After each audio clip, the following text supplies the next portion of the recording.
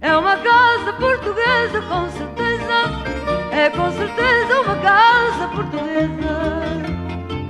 No conforto pobrezinho do meu lar, a fartura de carinho e a cortina da janela é o luar, mais o sol que bate nela.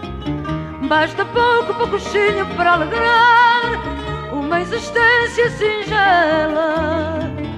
É só amor, pão e vinho e um caldo verde, verdinho a fumegar na tigela.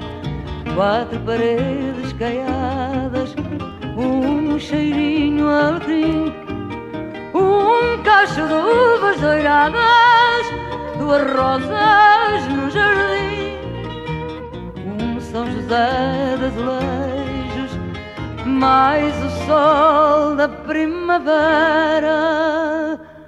Uma promessa de beijos, dois braços à minha espera.